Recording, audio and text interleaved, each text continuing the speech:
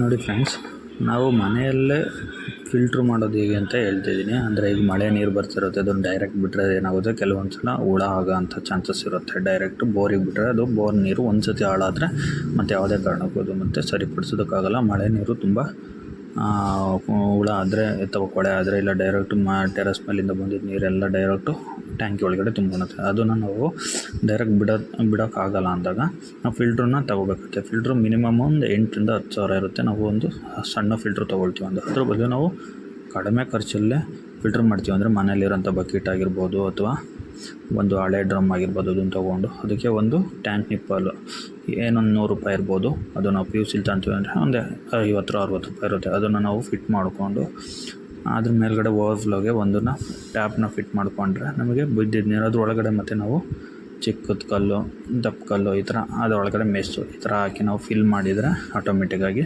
Filter ready ಆಗುತ್ತೆ.